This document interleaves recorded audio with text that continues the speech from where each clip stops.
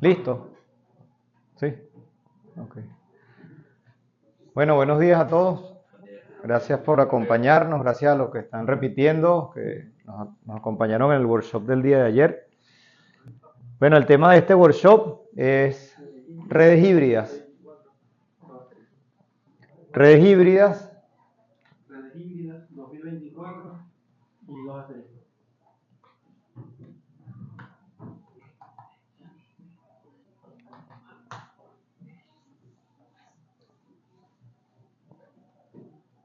¿Sí pudiste?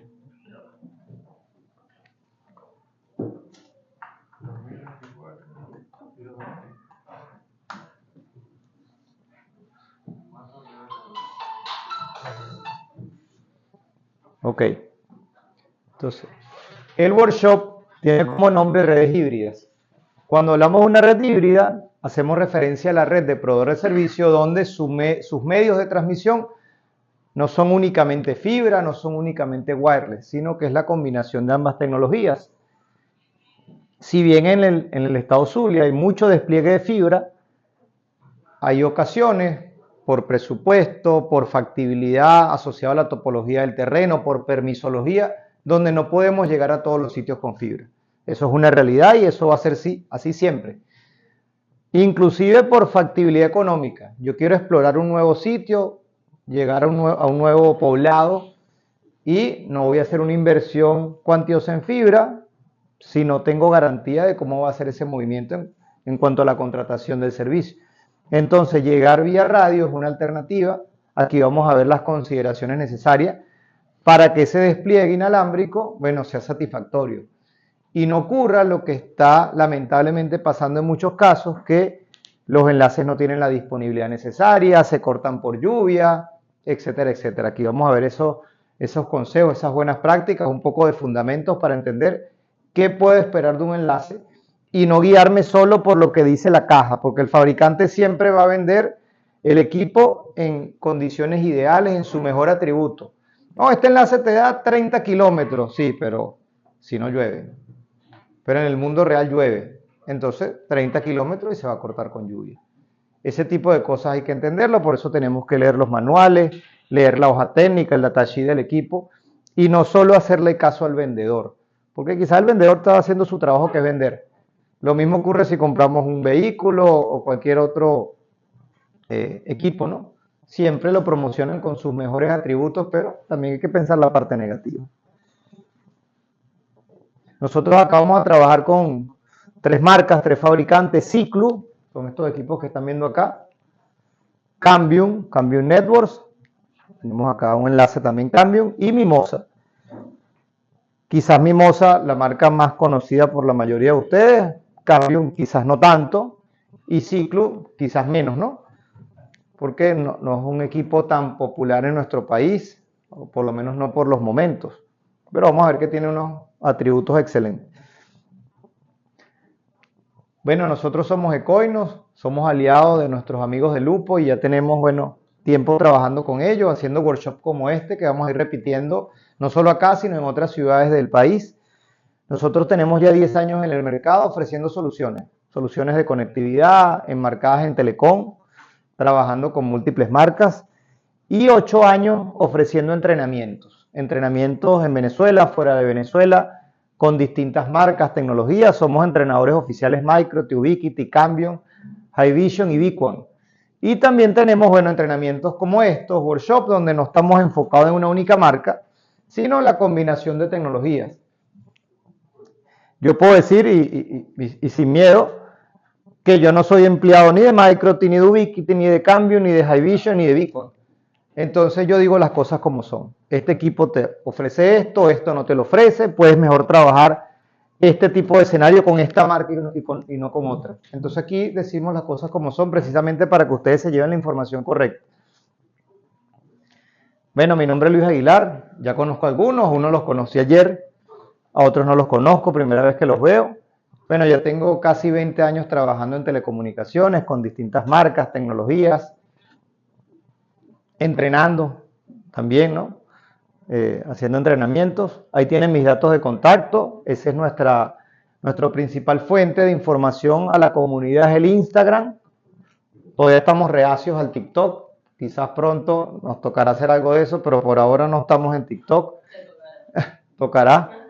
Pero el Instagram es nuestro principal canal de comunicación. Allí tienen información de lo que hacemos, próximos cursos, webinars, workshops, entrenamientos presenciales, online.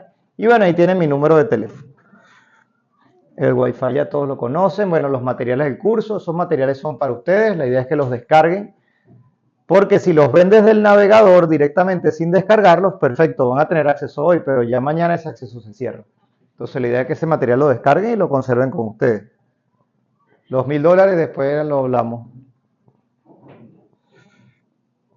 Ok. Todos acá sabemos lo que es un ISP, ¿no? Es una empresa que provee servicios de Internet, que necesita contratar un caudal a una empresa, un carrier mayorista de un nivel superior, para poderlo vender a ese usuario residencial o empresarial, bajo servicios dedicados o bajo reuso. El ISP necesita de medios de transmisión. Yo siempre menciono, y lo mencioné ayer, que el protagonista o el elemento principal de un ISP no es la fibra, con el perdón de los fanáticos de la fibra. No son los radios, con el perdón de los fanáticos de los radios. Yo soy fanático de ambos. Pero el protagonista del ISP es el router. Ese es el protagonista. Todo lo demás son adornos necesarios para poder comunicar mis routers principales con el router del cliente. Con mi amigo que tiene en su casa un router Totolink. Ese Totolink se tiene que comunicar con el router Cisco de tu proveedor de servicio. Entonces, todo lo que hacemos, todo este poco de adornos o los tendidos de fibra, las OLTs, eso es un adorno necesario. Esos son los medios de transmisión para poder comunicar esos routers. Entonces, los ISPs los podemos clasificar por el tipo de medio de transmisión que se utiliza. Por ejemplo, ya no es tan popular, pero todavía quedan muchos en el país, lo que son los ISP por cable, ¿no? Que por cable coaxial ofrecen servicio. Y se le coloca a la persona en su hogar un cable módem. Tenemos varios, por ejemplo, Intercable, que ahora se llama Inter, por ahí viene ese nombre, ¿no? Intercable, su servicio de internet inicialmente era por cable. Tenemos también ISPs que ofrecen servicio con tecnología DSL, por ejemplo acá tenemos CanTV, bueno, es la única que ofrece ese servicio realmente, que utiliza una tecnología asimétrica que se llama ADSL. Ahí el medio de transmisión son los pares de cobre. Tenemos ISPs por fibra óptica, que hay varios amigos que el grueso de su servicio lo tienen de esa manera, ¿no? Utilizando una tecnología que se llama PON.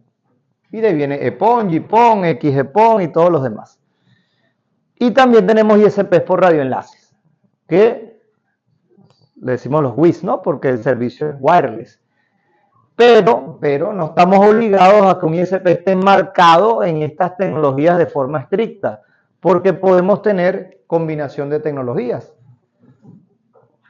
Eso es lo que llamamos la topología híbrida. Los ISPs que combinan tecnología, lo mejor de ambos mundos, para poder ofrecer servicio a sus clientes.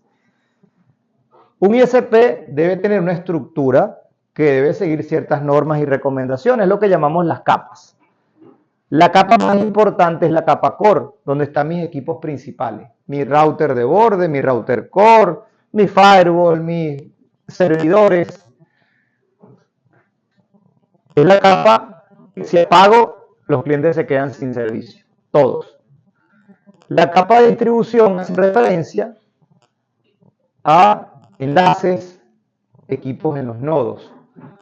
Es todo lo que me permite distribuir mi señal y llegar a distintos sitios, ciudades, pueblos, estados.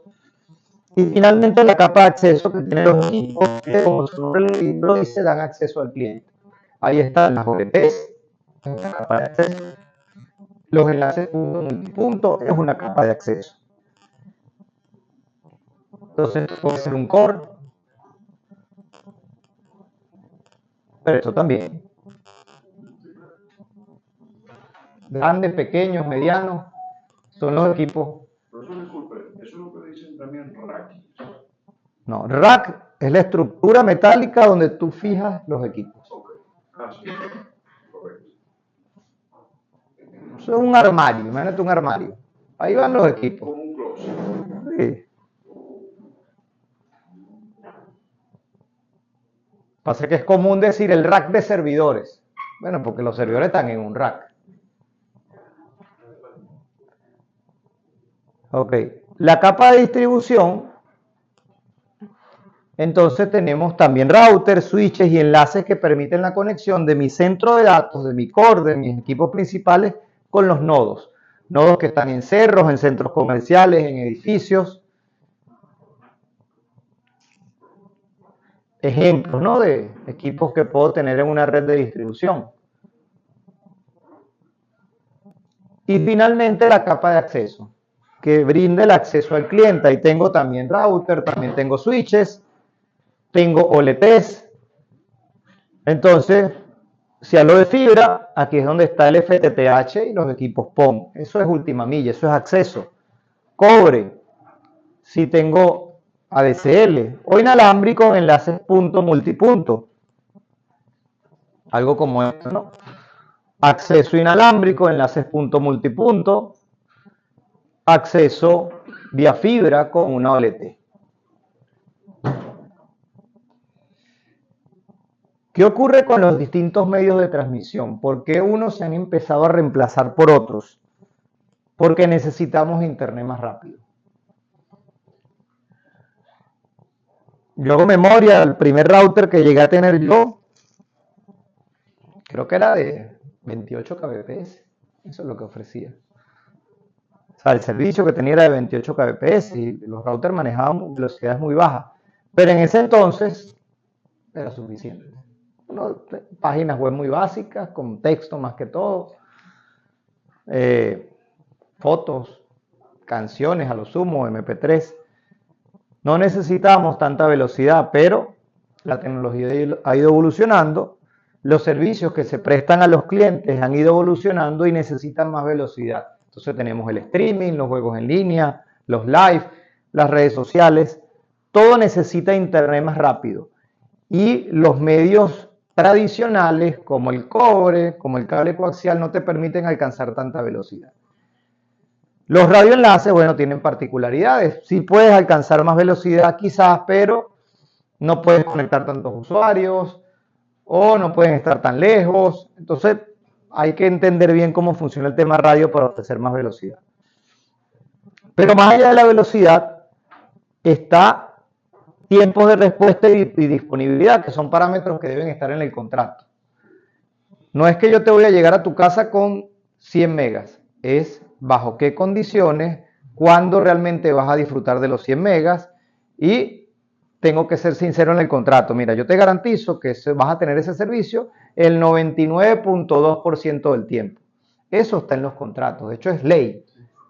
Conatel le exige a los operadores que en el contrato estén la sección que se llama SLA, los parámetros técnicos de ese servicio.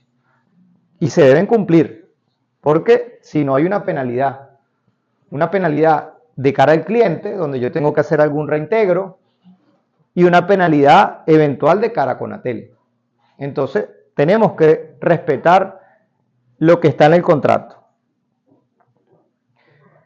Entonces, pensando en ese internet más rápido, definitivamente la fibra es el medio que nos permite alcanzar más velocidad.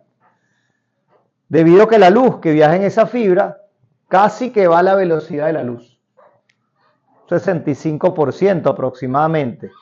Mientras que las señales eléctricas, por ejemplo en el cobre, solo alcanzan el 1%. Entonces hay una diferencia notable. De hecho, nosotros con fibra óptica podemos ofrecer, dependiendo de la tecnología que utilicemos, 100 gigas. Mientras que en el mejor escenario, en laboratorios, en cobre, bueno, 300 megas es lo máximo que puedo ofrecer. Entonces la diferencia es notable. Entonces vamos a hablar muy brevemente, porque entiendo que es algo que la mayoría domina, de cómo es la estructura y el esquema que se maneja en servicios de fibra hacia el hogar o hacia la empresa utilizando la tecnología PON. Ahí necesitamos entonces de fibra óptica, que están conformadas por hilos de vidrio, donde yo transmito señales ópticas, señales de luz, a través de largas distancias. Esas señales tienen algo que se llama longitud de onda. Y cada estándar que se maneja en las redes PON, bueno, tiene asignado su longitud de onda específica para la subida y la descarga.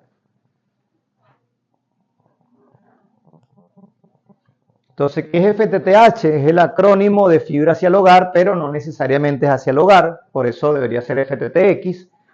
Y es el reemplazo natural del cobre y los cables coaxiales. No tanto así de los radioenlaces, porque bueno, el radioenlace me permite llegar a sitios donde quizás la fibra no es factible. Pero sí es el reemplazo natural de esas plataformas cableadas como cobre y cable coaxial. Entonces, ¿qué es PON? PON hace referencia a que es una red óptica pasiva. ¿Por qué? Porque desde que salgo de la OLT hasta que llego a la ONU del cliente, todos los elementos que están involucrados no se tienen que energizar. No hay ningún amplificador, no hay ninguna fuente de poder, todo es totalmente pasivo. Por eso viene el nombre PON.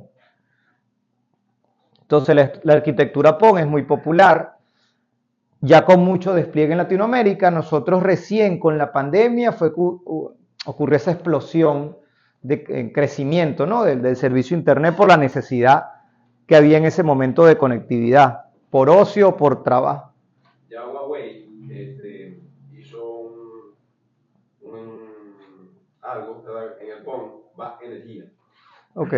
Enciende no es la ONU. Bueno, De Huawei. la tecnología da para mucho de eso. Eso lo hicieron en Brasil, en la exposición de Brasil. Sí, ya hay varios proveedores y Sol también. Okay. Hay varios proveedores que ya a través de la fibra entonces también es eso. Sí, sí. Tenemos también señales que por la luz también viajan datos. Exacto. Sí, entonces sí, la tecnología da para mucho de eso. Gracias por el comentario. Entonces, el elemento principal de la red PON es la OLT. Es el cerebro de esa tecnología. De la OLT, cada puerto óptico que se llama puerto PON. Bueno, voy con un hilo de fibra y mediante una distribución pasiva, donde el elemento pasivo más importante se llama el splitter, que me permite masificar y llegar a múltiples suscriptores, donde su equipo terminal se llama ONU. Eso básicamente es los elementos que están en la arquitectura PON. Entonces, dependiendo del estándar y la especificación del fabricante, cada puerto PON tiene una cantidad máxima de ONUs que puedo conectar. Y de paso eso tiene que ver también con el ancho de banda que yo quiero ofrecer. Si yo conecto la totalidad de las ONUs que me soporta el puerto, bueno, ese puerto físico, si es GPON, la descarga son 2.5 GB. Yo tendría que dividir 2.5 entre la cantidad de suscriptores y eso es lo que pudiese alcanzar cada uno en velocidad máxima. En las redes PON, en descarga, se utiliza una técnica que se llama broadcast. ¿Qué significa broadcast? De uno a todos. ¿Por qué? De la OLT salen todas las tramas con la información de cada suscriptor, de cada ONU.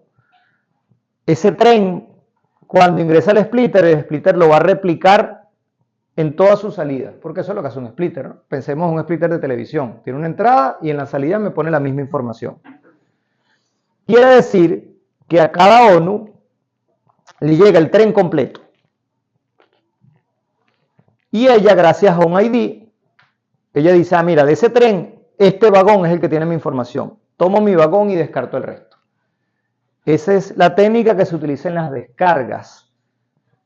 Y no es eficiente. ¿Por qué? Porque no es eficiente llega a enviarle toda la información a todos, cuando yo solo debería enviarle lo que le corresponde, pero bueno, es el precio que hay que pagar por utilizar un splitter.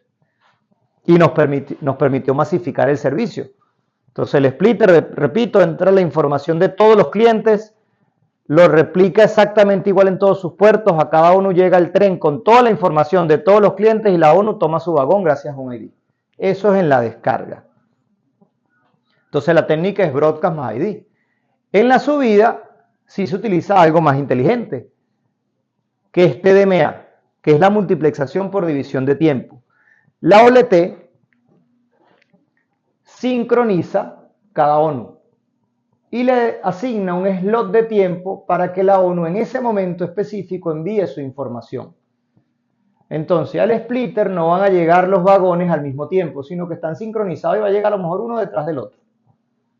Luego, aquí sí, de alguna manera se vuelve a armar el tren, ¿no? Porque va uno detrás del otro y aquí le llega la información a la OLT. Entonces, en su vida utilizamos TDMA. Allí trabajamos de una forma más eficiente.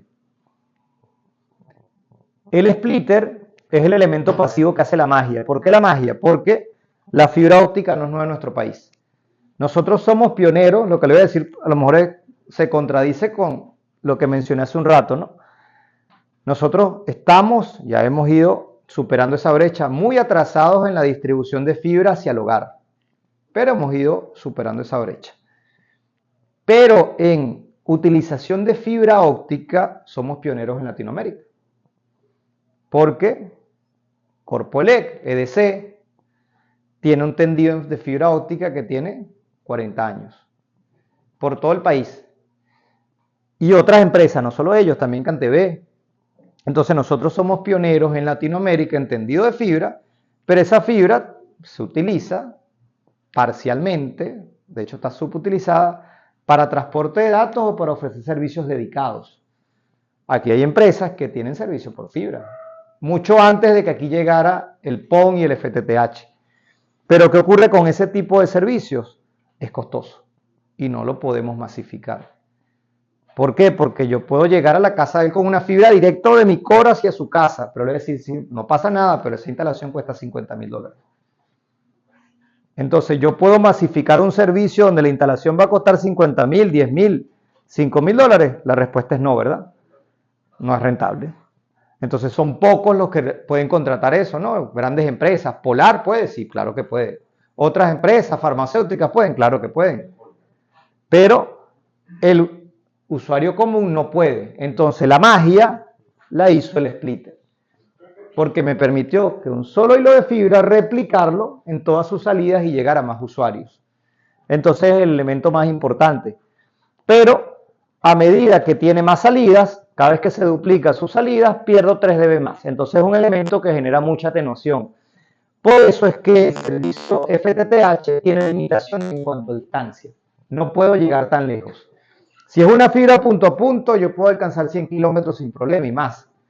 Pero si es una fibra que pasa por splitter y está en un esquema FTTH, entonces las limitaciones son 20 kilómetros típicamente. Cuando hablamos de fibra, hay algo muy similar a lo que hacemos cuando calculamos los radioenlaces. Yo transmito desde mi transceptor óptico, el transceiver de la OLT, una señal con cierta potencia y esa potencia se va a ir atenuando a medida que circula por la fibra y atraviesa los distintos elementos que generan atenuación, como son conectores, fusiones y splitters. Entonces, ¿cuál es la finalidad de esto? Bueno, que si la potencia que yo transmití, cuando llegó al receptor del lado de la ONU, está por encima de un valor que se llama sensibilidad y por debajo de algo que se llama saturación, yo puedo decir que mi enlace es factible. Y así como lo evalúo de la OLT hacia la ONU, lo tengo que evaluar de la ONU hacia la OLT. Entonces, estos son cálculos de pérdidas. Tengo que saber cuál es la atenuación del conector, la atenuación de la fusión, la atenuación del splitter. Obviamente a veces usamos valores teóricos simplemente para tener un estimado de si es factible lo que quiero hacer. Estos cálculos siempre se hacen pensando en el potencial cliente que está más lejos. Si con el cliente más lejos es factible, va a ser factible con los que están más cerca. Entonces, transmití con 3 dB y llegó menos 22, cuando saqué la cuenta de todas las atenuaciones. ¿Es factible? Sí, porque menos 22 es mayor que menos 28. Básicamente es lo mismo que hacemos con los radioenlaces. Con la diferencia que en los radioenlaces hay una serie de adversidades que ya la vamos a hablar, como por ejemplo la interferencia, que en la fibra no la tengo. Entonces lo que están viendo en pantalla, mis amigos de ERTEC me dirán si eso se parece a lo que tienen en su red o no, pero es una topología típica, ¿no? Mis equipos core quizás algún router o switch de distribución, y de ahí van mis enlaces de fibra hacia mis nodos. Esos enlaces de fibra tienen un nombre, se llaman enlaces AON. Son enlaces que se utilizan para interconectar routers o switches. Y luego en mis nodos, de mis router de nodo, switches, porque también pueden ser switches, voy a mis OLTs. Conecto mi router o switch de nodo al puerto uplink de la OLT y ahí hago mi despliegue FTTH. Algo así, ¿correcto? Eso es un ISP bajo fibra. Acá realmente tengo grandes ventajas porque como toda mi estructura está bajo fibra, bueno, puedo ofrecer mayores velocidades. Lo que sí voy a tener que hacer en algún momento, si quiero ofrecer velocidades superiores, bueno, es ir reemplazando equipos y cambiando de tecnología. OLTs que me manejen estándares más recientes, router que manejen puertos de más velocidad, eso lo tengo que ir cambiando. Lo que normalmente no cambio es la parte física. Los tendidos de fibra se mantienen, la parte pasiva se mantiene, pero mis equipos los tengo que ir reemplazando a medida que voy creciendo en cantidad de clientes y en servicios que quiero ofrecer. Muy bien. Esto realmente no tiene problemas. Si yo hago esto bien diseñado, lo que está en el papel va a pasar en la realidad. Ahí mis problemas son más logísticos, de corte de fibra, que siempre va a haber. Pero si diseño bien, no voy a tener problemas. En radioenlace la historia es diferente. Entonces, ¿qué es un radioenlace? Es un sistema electrónico de comunicación inalámbrica mediante ondas de radio, que permite transferir información entre dos o más puntos. Hay muchos modelos de radioenlaces, muchos tipos. Hay unos que son más económicos que otros, unos con más capacidad que otros. La comunicación satelital por definición es un radioenlace también. La diferencia es que no apunto del punto A al punto B que está en tierra, sino que apunto hacia arriba. En los radioenlaces, las ondas no son guiadas por ningún medio físico. No hay fibra, no hay cable coaxial. Sí lo hay en alguna parte interna, ¿no? Pero digamos que la señal no viaja por un medio físico, sino que el medio de transmisión es el aire, es el espacio libre. En ese espacio libre hay muchas señales que nosotros no vemos. Yo no me puedo asomar en la ventana por mucho tiempo que yo tenga trabajando con radioenlaces y ahí está pasando una señal de 5 GHz. Eso no pasa. Yo no las puedo ver. Pero estos equipos sí las ven. Entonces, esas señales pueden generar interferencia. La interferencia es recíproca. Es decir, si yo interfiero a alguien, ese alguien me interfiere a mí. Siempre. Entonces, la interferencia degrada el funcionamiento de los enlaces. Por eso es indispensable conocer los fundamentos de radiofrecuencia, por lo menos de forma básica. Cuando hablamos de radioenlaces, hay dos tipos de radioenlaces. El uso que le puedo dar sí puede cambiar, pero hay dos tipos nada más. O punto a punto o punto multipunto, no hay otro. No hay otro. Típicamente, los punto a punto, que también los conocemos como enlaces backhaul o troncal, los utilizo para interconectar mis nodos. Necesito típicamente aquí alta capacidad. Los puntos multipuntos son última milla y lo utilizo para interconectar los clientes.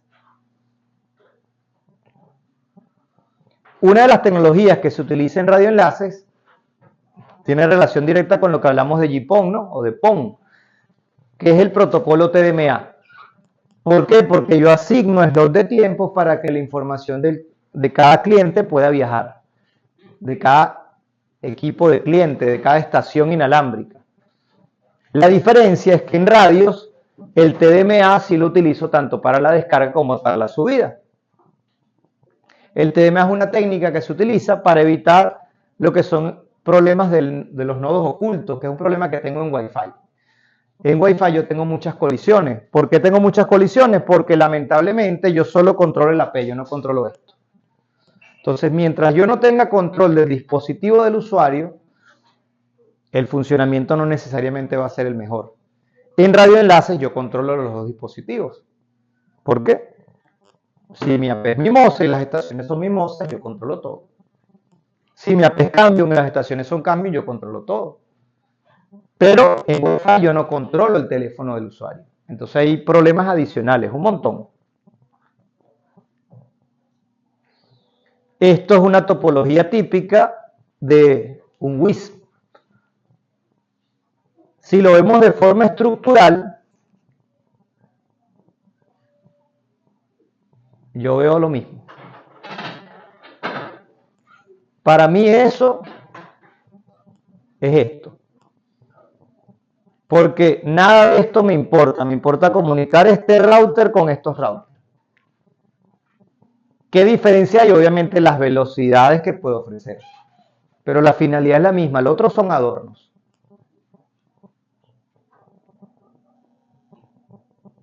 Entonces, cuando hablamos de radioenlaces, hay ciertos parámetros que tenemos que entender y configurar en los equipos. El primero es la frecuencia. La frecuencia hace referencia al número de ciclos por segundo de una onda de radio. ¿Qué es un ciclo? Cuando parto de cero, estoy en el tope positivo, bajo negativo y llego otra vez a cero. Eso es un ciclo.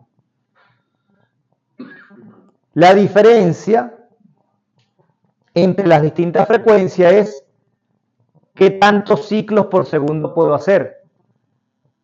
Si es una frecuencia baja, puede ser algo como esto. Si es una frecuencia alta, tal cual, ¿no? Como cuando vemos, no sé, un electrocardiograma. Estás acelerado y no es lo mismo cuando estás echado en la hamaca. La diferencia que hay entre dos crestas consecutivas es la longitud de onda. Y es lo más importante que tiene una señal de radio, porque dependiendo de la longitud de onda, yo sé qué puedo hacer con el enlace. La longitud de onda se puede calcular. ¿Qué necesito para calcularla? La frecuencia y la velocidad de la luz. Entonces, por ejemplo, la longitud de onda en 2.4 es 12.43 centímetros. Eso también lo puedo asociar a lo que es el ancho del haz. Las frecuencias bajas tienen un haz más amplio y eso permite que llegue más lejos y que atraviese mejor los obstáculos. Hagan memoria. Cuando estaban montados en los carros con sus papás y sintonizaban una emisora, esas son frecuencias bajas. Podíamos rodar kilómetros y seguíamos escuchando la misma, ¿verdad? Los barcos también utilizan eso. Sí, hasta más baja todavía. Entonces las frecuencias bajas llegan muy lejos y superan obstrucciones, superan montañas, superan árboles, pero tienen una limitante. Me ofrecen baja velocidad, porque todo no podía ser perfecto. Entonces con las frecuencias bajas no puedo alcanzar tanta velocidad. Si comparo 2.4 con 5 GHz, 5 GHz es más alta la frecuencia, piense que la longitud de onda es más pequeña. Y a medida que la frecuencia va subiendo, se va haciendo más pequeña. Y a medida que se hace más pequeña, ya no puedo llegar tan lejos. Y a medida que se hace más pequeña, ya no puedo superar obstrucciones. Y empiezo a necesitar lo que se llama línea de vista. Que mi radio y su antena del sitio A se tenga que ver directamente sin obstrucciones con la que está en el sitio B, porque si no, no es factible. Eso es necesario cuando las frecuencias son altas. ¿Por qué? Porque el ancho del haz se va haciendo más pequeño y cualquier cosa lo puede interrumpir. Y si lo interrumpe, no hay conexión. Si el ancho del haz es mayor, entonces supera las obstrucciones. Entonces, mientras más larga es la longitud de onda, tengo mayor alcance, supero mejor obstáculos, pero no tengo tanta velocidad. Cuando la longitud de onda es más corta, entonces puedo transportar mayor cantidad de datos. Entonces, los enlaces de mayor capacidad los tengo en frecuencias altas. Otro aspecto importantísimo cuando hablamos de radio, el espectro. El espectro es el conjunto de frecuencias que constituyen una señal según un ancho de canal configurado por nosotros.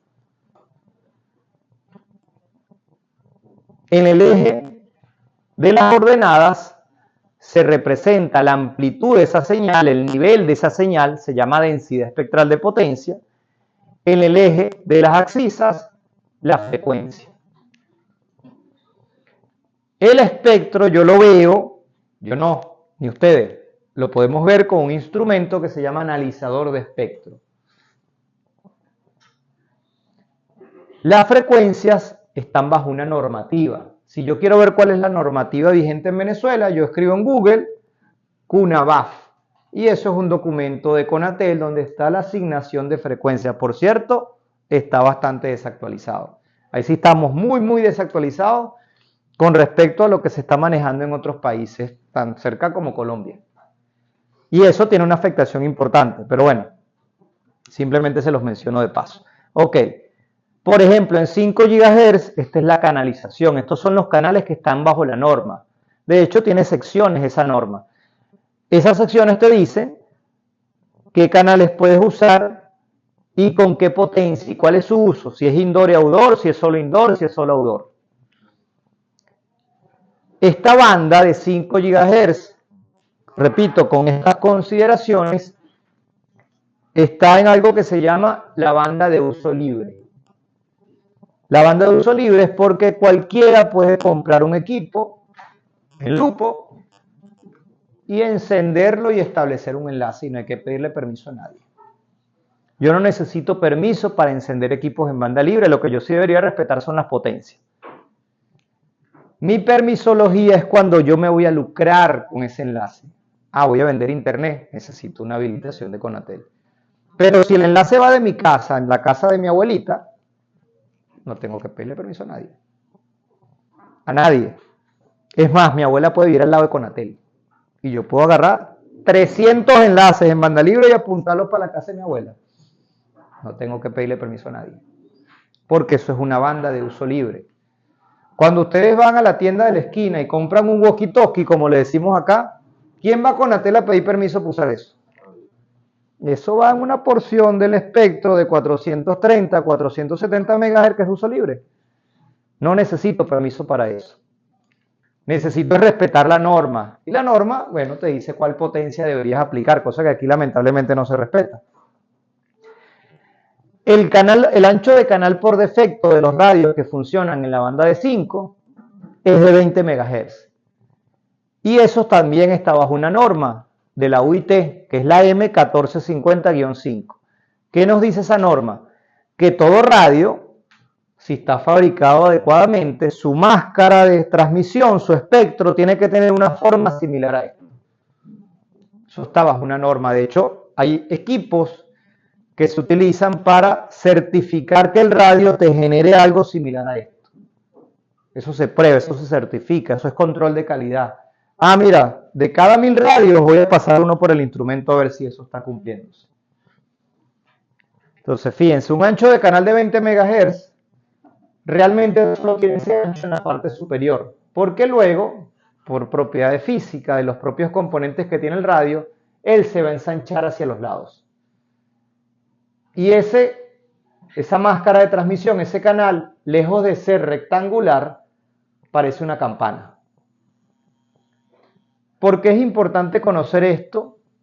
Porque a veces yo puedo creer que si configuro mi ancho de canal en 20 MHz y si está alguien por aquí no lo voy a interferir. Resulta que sí, porque esto se ensancha. Yo lo interfiero y él me interfiere. Aquí lo vamos a ver con la siguiente imagen.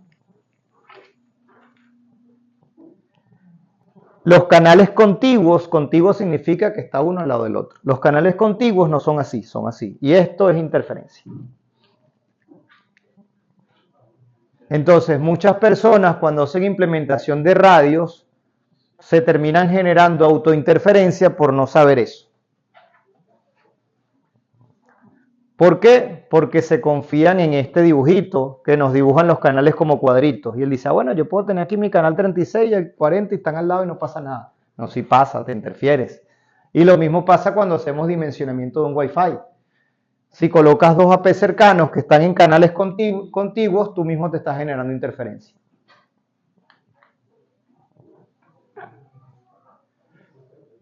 Ok. ¿Cómo se llama esa interferencia? Interferencia de canal adyacente. Y es el peor tipo de interferencia que existe, porque se pierde un montón de información. Se corrompe la data.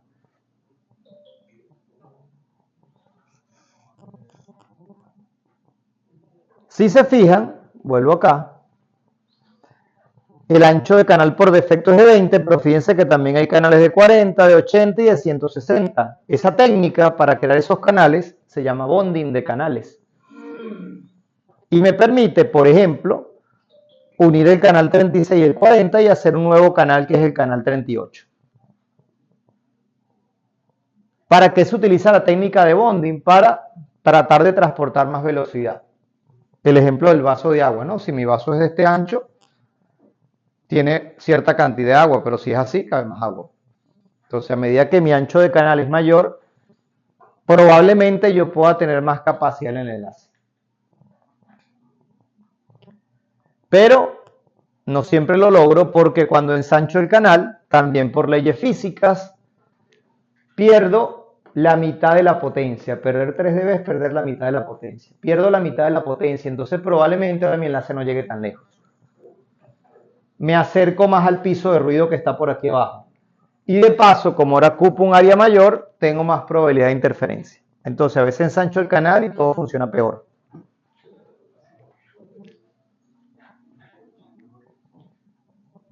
Ok, entonces les mencionaba que las bandas de uso libre a nivel mundial es 2.4 y 5 y otras bandas adicionales que lamentablemente en Venezuela todavía no se han definido como de uso libre.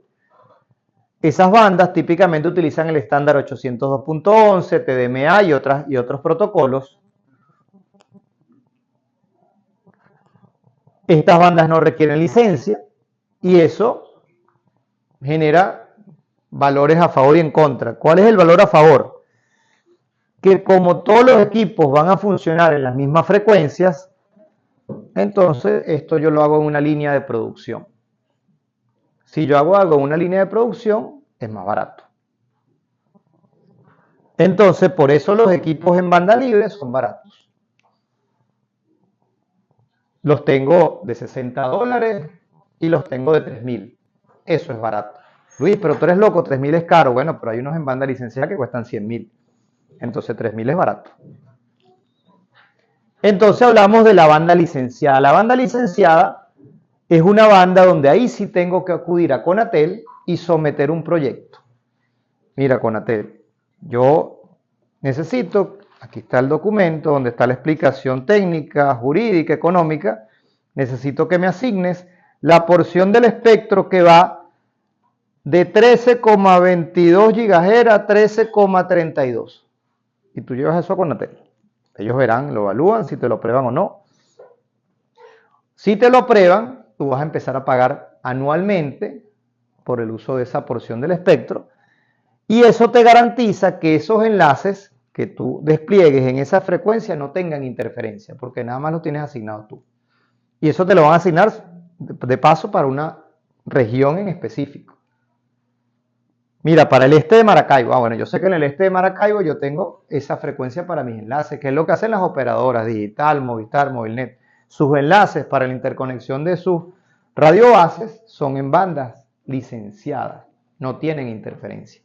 Y si la tuviesen, Conatel, ok, tú me has tocado la puerta 14 veces, ahora te la voy a tocar yo la primera vez. Me están interfiriendo mi enlace. Anda, averigua quién está haciendo la interferencia. Están obligados a resolverte porque tú estás pagando por esa frecuencia. Sí. ¿Cuál es el punto negativo? Que los equipos ya no se fabrican en masa y ya no son baratos.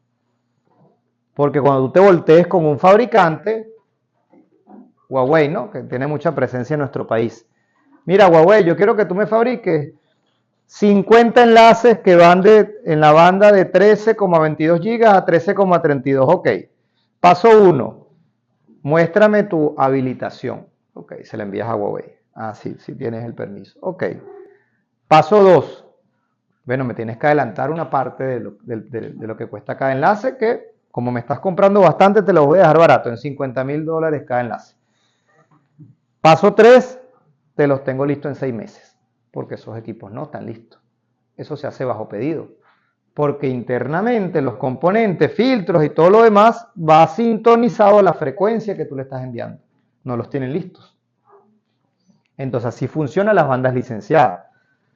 Los equipos LTE son equipos en banda licenciada. WiMAX es banda licenciada. Y otros tipos de tecnologías. Lo ideal sería que usáramos bandas licenciadas. El tema es el costo. El tema es el costo.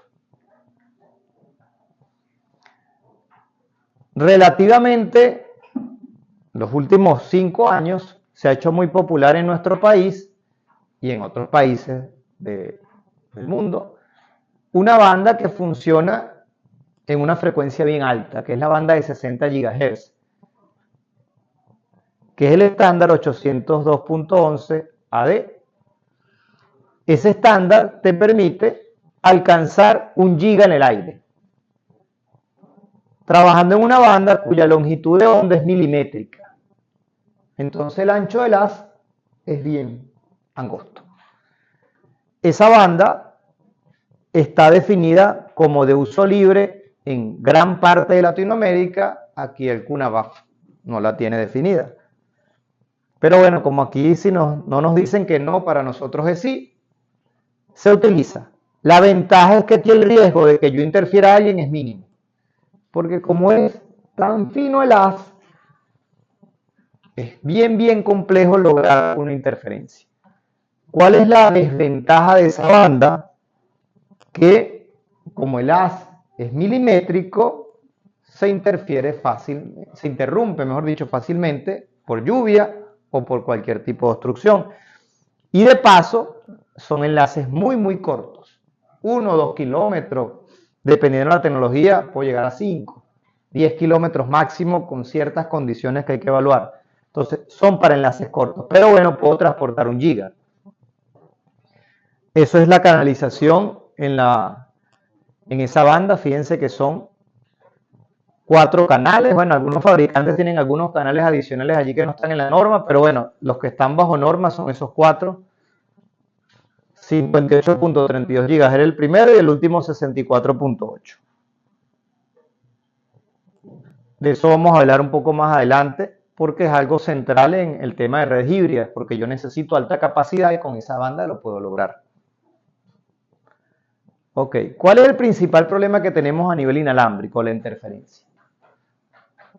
Especialmente en banda libre, porque hay un uso indiscriminado de los equipos sin el conocimiento necesario. A veces pretendemos o creemos, sin quitarle mérito a YouTube, que YouTube me va a explicar cómo funciona la radiofrecuencia. Sí te puedo dar algunos tips, pero realmente no se obtiene el conocimiento necesario para entender de que si yo no hago un análisis de espectro y no sintonizo mi radio en una frecuencia que esté libre, yo voy a interferir al vecino.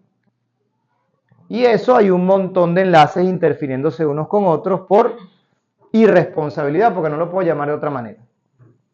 Es como que agarremos un carro y salgamos a la calle sin aprender lo básico del manejo, ¿no? ¿Qué va a ocurrir?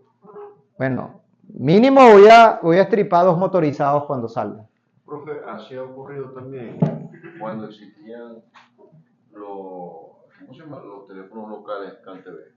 Tú llamabas y escuchabas una voz rara mientras hablabas. Bueno, pero eso no, ahí no es por irresponsabilidad tuya. Y eso es más viejo que la gaita. Claro, pero eso no, ahí no es culpa tuya, vamos a decirlo así. Pero si tú implementas un enlace e interfieres al vecino, es tu culpa. Es tu culpa. Yo tengo un punto parecido hasta cierto punto al hogar. Ejemplo, hay X cantidad de routers que tú manejas normalmente. Entonces, hay clientes que dicen, hey, talento, pero está bien físicamente por la fibra, pues todo está bien. Pero es vía Wi-Fi. Siempre tengo un cliente que me jode por el Wi-Fi. Interferencia. Está por conmutar perfectamente. Uno siempre trata de entrar, va a llevar el poder del equipo, ¿no? Y es que el vecino tiene el mismo canal que el tuyo. Entonces, está ya 2 o 3 megas, que en vez de canal, ejemplo, yo siempre, del 1 a 6 millones, que son los espectros más más separado. Y siempre haya sido un mega. Lo cambié a otro, o cambié de frecuencia, 20 a 40, o 80, indiferentemente. De una vez, arriba. 60, 200. Ese es el principal problema de las redes inalámbricas. Como los dos automáticos, el de ahora me va a joder. Entonces se va a quejar de uno. Sí. Pasa. Es el principal problema en banda libre. Y Wi-Fi es banda libre. Entonces, cuando hay interferencia, ¿qué ocurre? Los equipos van a aplazar por un instante la transmisión de datos. Eso genera retransmisiones, lentitud y pérdida de paquete. Eso es lo que ocurre cuando tenemos interferencia. Muchas veces, ayer lo hablamos y quizás hoy sí da tiempo, lo podemos mencionar al final, que de nada vale que yo tenga la mejor estructura de fibra, porque el cliente no se va a conectar con un cable a la ONU. El cliente va a estar en el baño, separado 30 metros y 4 paredes de la ONU y el servicio le va a fallar. Porque el eslabón es el cliente y siempre va a ser inalámbrico. Eso es así. De hecho, las empresas están evolucionando y cambiando su esquema de atención al cliente para tratar de cerrar esa brecha, esa debilidad y explicarle al cliente cómo debe utilizar el servicio. Hay muchas empresas, no sé si es el caso de ustedes, ojalá no, donde llama el cliente. Tengo una falla, ok, conéctese con un cable a la ONU. Mira, 1 giga, listo, mis cojones. No, porque ese cliente es el que te paga. Tú tienes que buscar la manera de educarlo, que él entienda que tiene que estar más cerca del router, que tiene que tener un router de buena tecnología, porque si tiene 1 giga, pero el router es un Linksys de hace 30 años, le va a dar 20 megas. Entonces no es mis cojones, conéctate a la ONU y mide, no, es apoyar al cliente. Apoyarlo porque él es el que le paga el servicio, él es el que quiere disfrutar de ese giga. Ese giga no está en la ONU, olvídense de eso.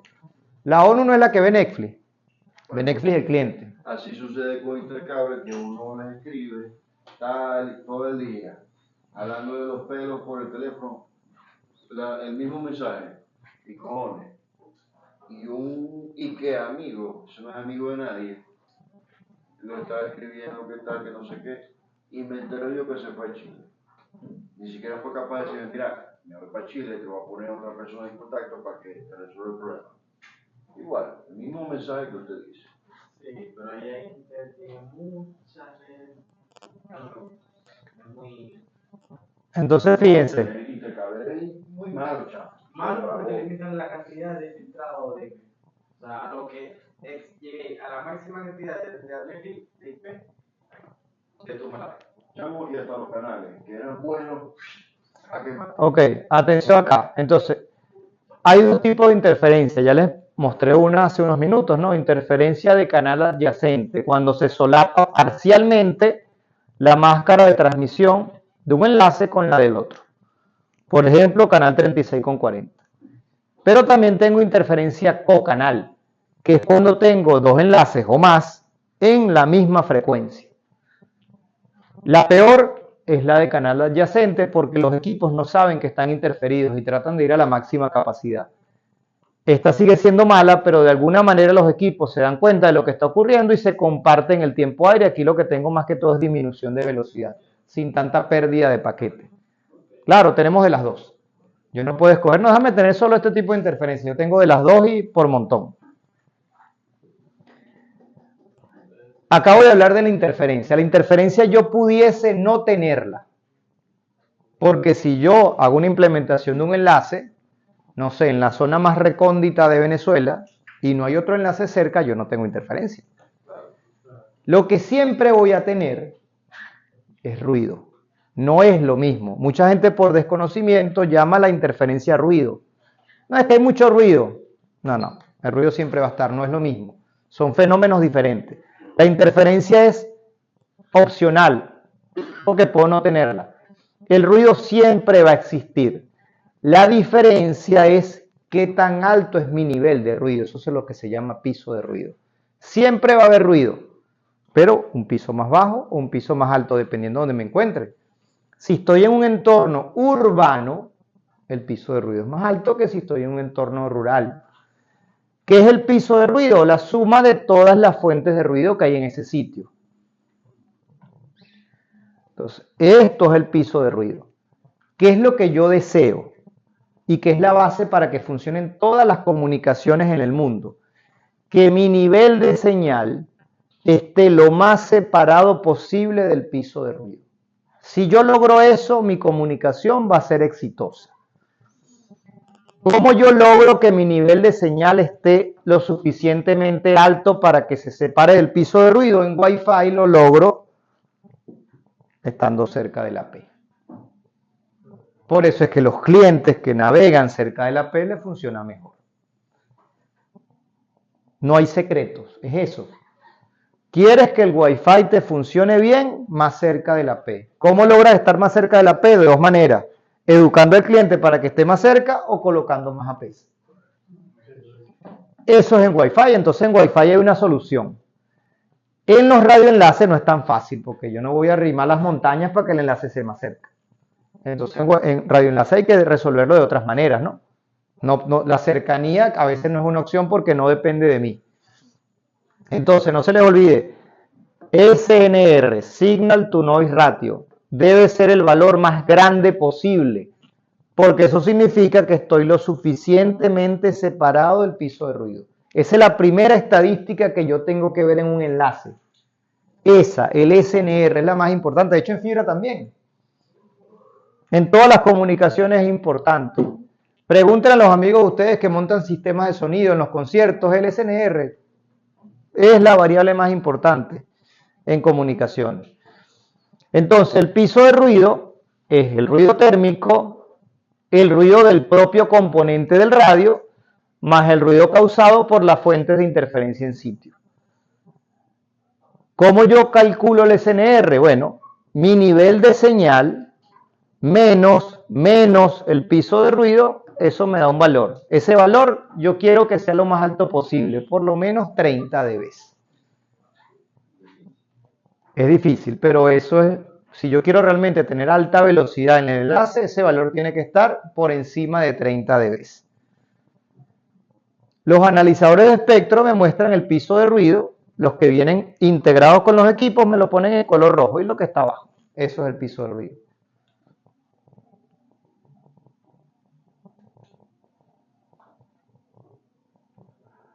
Entonces vean la diferencia acá, en la gráfica de arriba se ve mejor, ¿no? De lo alto que está el piso de ruido en estos canales y aquí por lo menos ya no está tan alto. ¿Por qué? Porque aquí hay más concentración de equipos. Por eso, como aquí tengo más concentración de equipos electrónicos, hay más piso de ruido, aquí tengo menos concentración de equipos porque es una banda de frecuencia que no está tan utilizada como esta. Buenas, bienvenido.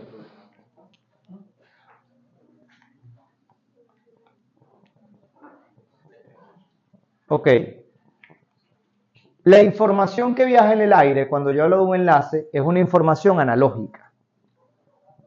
No son pulsos eléctricos, no, es información analógica. Entonces, mis equipos deben hacer un proceso donde adapten esa señal analógica, mejor dicho, donde adapten esa señal digital que se genera en los equipos como router y switches y se pueda transmitir de forma analógica. Ese proceso se llama modular o modulación.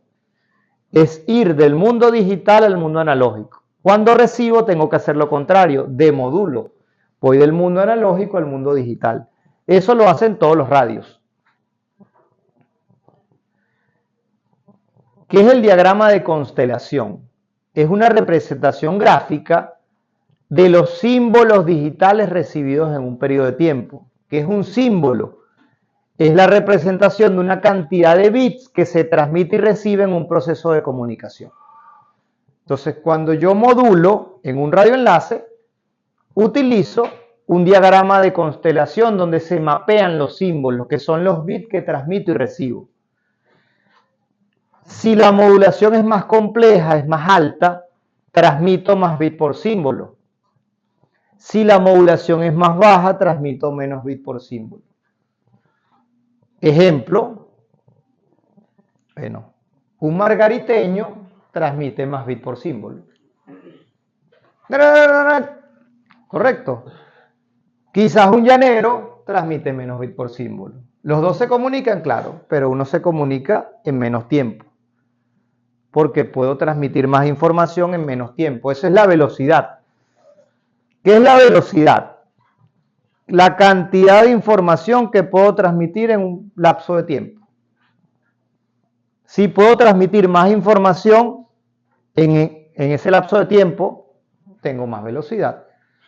Entonces, cuando uso una modulación más alta, tengo más velocidad, pero no todo es tan bien como suena. Ok, están viendo en pantalla lo que es la modulación 16 QAM. Esa modulación en el diagrama de constelación tiene 16 símbolos, por eso el 16. Cada vez que yo transmito o recibo, simultáneamente puedo enviar hasta 4 bits por símbolo. Eso es lo que yo puedo enviar. Si yo quiero decirle a Goel, yo le voy a decir 1101. Él me va a responder algo.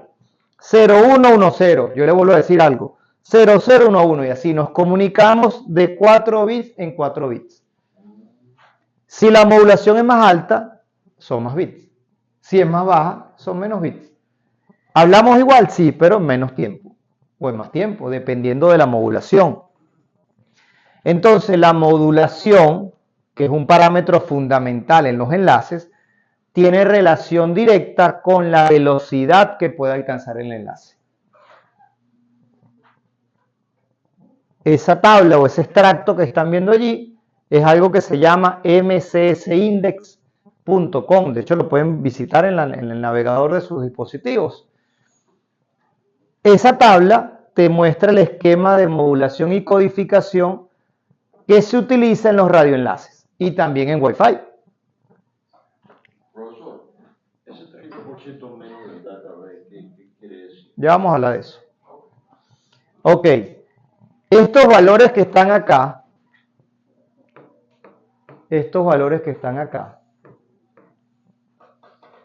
se llaman data rate. Cada modulación está asociada a un valor de data rate. El data rate lo podemos ver como toda la información que es capaz de viajar en el aire, de un extremo del enlace a otro. Ok. Ese data rate no es la velocidad percibible, no es la velocidad real, porque ese data rate tiene en esa información que viaja cabeceras donde están las tramas de control y gestión. Si yo le resto el espacio que ocupan esas cabeceras, que es como un 30%, lo que queda es el throughput, que sí es la velocidad percibible. ¿Qué ocurría? Eso los fabricantes han venido cambiando un poco cómo promocionan los equipos. Seguramente alguno de ustedes tiene o tuvo algún router que dice 300 megabits, ¿correcto? 600. Ok, 300 megabits. Esos 300 megabits es el data rate. Eso es toda la información que puede viajar en el aire en ese punto de acceso Wi-Fi. Pero si yo le quito lo que ocupan las cabeceras, las tramas de control y todo lo necesario para que ese enlace se mantenga, realmente en Wi-Fi ustedes van a disfrutar es de la mitad de eso. Son como 150 megas. Esos 150 megas es lo que se llama throughput. Entonces ya muchos fabricantes han cambiado un poco la publicidad de sus equipos, ya no te dicen data rate, sino te dicen throughput, para que tú entiendas de una vez, mira, esto sí es lo que yo voy a percibir en mi dispositivo. Entonces en esta tabla, esto que está aquí es data rate, si le quito el 30%, lo convierto en throughput. En radioenlaces no es tan agresivo como en Wi-Fi. En Wi-Fi es el 50, aquí es el 30.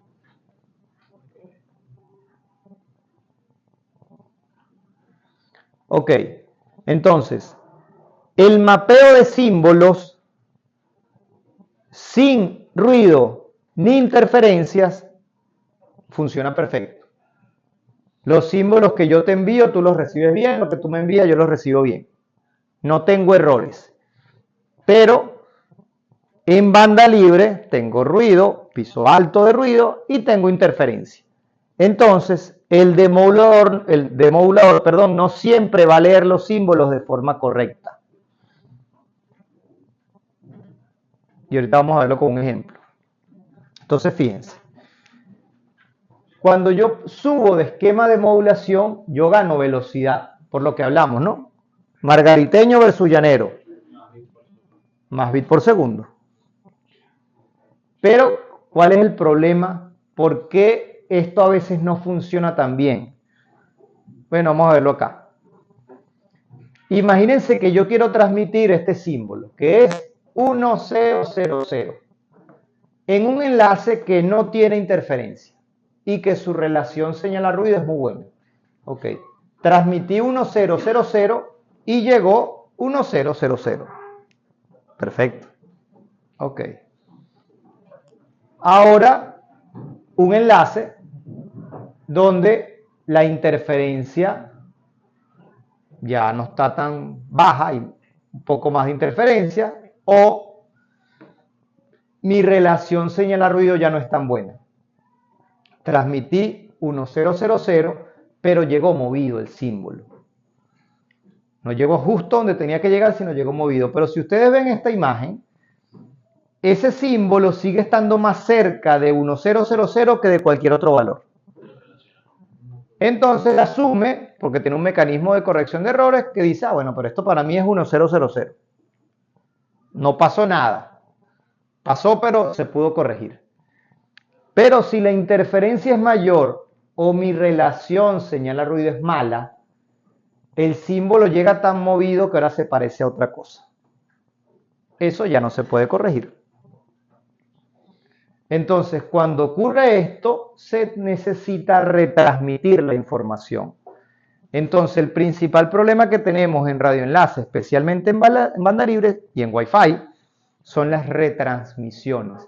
Cada vez que yo tengo que volver a enviar la información porque no llegó correctamente. Entonces, ahí tienen símbolos que se pueden mapear y corregir, símbolos que no se pueden mapear porque ya se parecen a otra cosa. Ahora véanlo. Vamos a quedarnos con esta imagen que se entiende mejor. Aquí yo tengo, digamos que todo el margen de error, ¿no? Yo puedo corregir todo lo que está aquí. Fíjense que esto es esta distancia. Yo puedo corregir todo lo que está en esta distancia. Pero si yo traslado esto para acá, ya no lo puedo corregir. Entonces, lo que la interferencia me genera en 16 QAM quizás lo puedo corregir, pero si subo de modulación, no. Entonces, cuando yo subo de modulación, soy más susceptible a la interferencia. Eso es uno de los principales problemas que hay con el Wi-Fi, que como el esquema de modulación es automático, él siempre va a tratar de ir a la más alta, y en la más alta, cuando hay interferencia, se pierde más información. En cambio, por suerte, los radioenlaces, como son más parametrizables, yo a veces le puedo bajar la modulación para que se comporte mejor. Porque yo sé que a la más alta no está funcionando. En un multipunto es difícil porque hay veces que Sí. el cliente queda en 2x2, en este caso más bajo. Hay clientes que están en 16 QAM y hay clientes que están en 64 QAM. Entonces, en mi práctica, los coloco todos en 16. Es correcto. Y el CP también lo obligo a que queden en 16. Y funciona mejor. Exactamente. Sí. De hecho, el consejo, claro, lo que te digo es una cosa decirlo y otra cosa es hacerlo. Lo ideal sería que tus clientes estén todos más o menos a la misma distancia, que no estén tan lejos. Porque un solo cliente te afecta a todos los demás.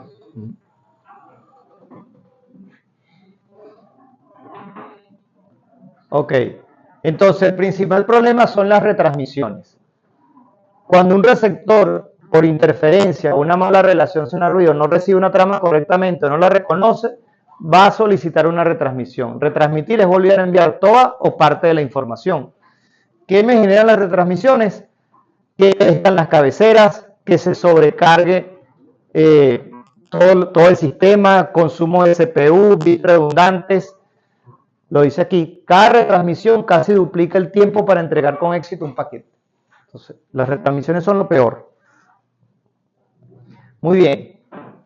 Yo les acabo de decir, hace unos minutos, que hacemos una pausa, que si yo quiero saber qué throughput me permite una modulación, bueno, dependiendo de mi ancho de canal, yo multiplico estos valores por 0.7, ¿no? Para quitarle el 30%.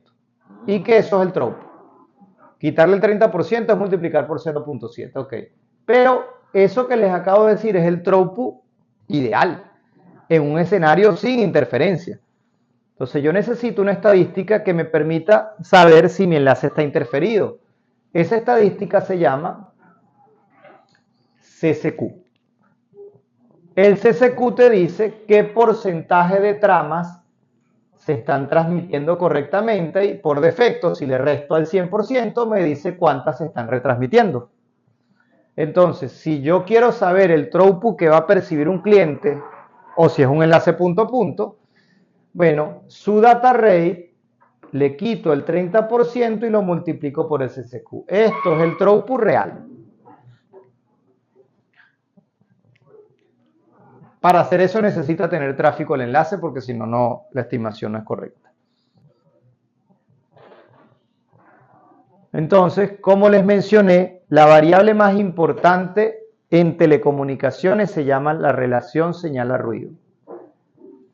Siempre debemos procurar que sea el valor más alto posible, porque eso significa que el nivel de señal recibido está lo más alejado posible del ruido. Enlaces más cortos tienen una mejor SNR, porque hay un nivel más alto de señal. Por eso, el cliente más cercano al Wi-Fi le va a funcionar mejor. Anchos de canales mayores tienen una peor relación señal a ruido. Entonces, esta tabla, que la tienen como parte de su material, es bien importante porque nos dice para distintas modulaciones y distintos anchos de canal, cuál es la mínima relación señal a ruido que yo necesito. Por eso siempre le dije que tiene que estar por encima de 30. Porque si no está por encima de 30, no voy a poder trabajar con las modulaciones más altas. Y listo. Así haga lo que haga. Así no tenga interferencia. Así esté en la selva. Debe estar por encima del 30%. Debes. Es una relación. La diferencia entre tu nivel de señal y el piso de ruido, por encima de 30 dB. Al menos.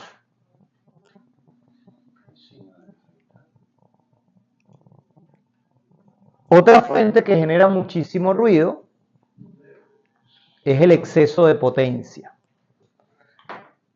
En algún momento alguien nos hizo creer que configurar los equipos con más potencia es mejor. Y eso es mentira. Eso no es bueno en ningún escenario. Por ejemplo, si yo transmito con mucha potencia, mi mensaje, que solo debería llegar para él, lo estás escuchando tú y lo están escuchando ellos por allá atrás. Ellos no deberían escuchar ese mensaje porque ese mensaje no va dirigido a ellos. Entonces, cuando yo subo mucha potencia, mi señal se propaga porque el wireless no funciona como una arquería. No es que la señal va para él y él la agarró. Aquí está, un guante. Listo. No, eso sigue propagándose. Le escuchó, pero también se sigue escuchando por allá. Entonces, cuando yo abuso de la potencia, contamino el espectro. Porque yo si hablamos de Wi-Fi, entonces yo aquí escaneo las redes y estoy viendo una señal de un Wi-Fi de un edificio que está a 2 cuadras para allá. Yo no debería ver eso aquí. Eso me dice que ese equipo está con exceso de potencia. Y de paso ocurre algo mucho peor. Cuando yo configuro mis equipos con mucha potencia, las bandas laterales de la máscara de transmisión se abren aún más. Eso significa que si aquí está un radio de un vecino y yo estoy con alta potencia, ahora por esto que estoy haciendo lo interfiero y él me interfiere. Porque estoy ocupando más espacio en el espectro. Y de paso estoy acabando con la vida útil del equipo. Entonces miren, ahí soy un irresponsable, empecé a afectar a los vecinos. Si yo utilizara una potencia adecuada, no los afecto. Ni me afectan, porque los afecto y me afectan. Entonces la alta potencia no es conveniente. Muy bien. Entonces, ya para hacer la pausa, ¿dónde podemos ver el espectro?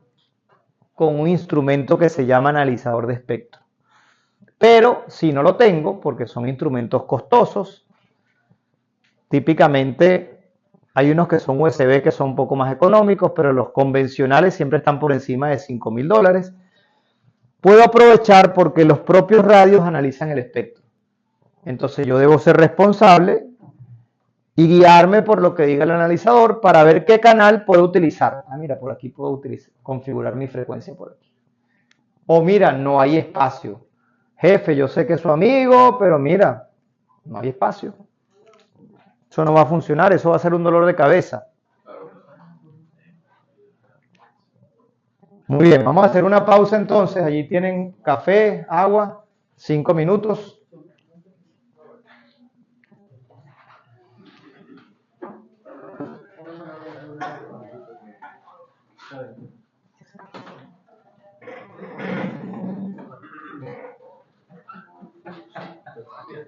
Épale, Jesús, ¿cómo estás? Aquí estoy en Hotel Las Delicias. Yo tengo un cable de alimentación Pero cable de alimentación, ¿cómo? de cualquiera, sea con televisor, manito. De esta, sí. Sí, como esto. Ya, por aquí había un... ¿Qué sirve este? Sí. Ah. Ah, está ahí. Ah, pasa que tú llegaste un poquito tarde. ¿Ya te conectaste al Wi-Fi? Ok. ¿Cómo está? Yo te lo sigo. Sí. Mayo,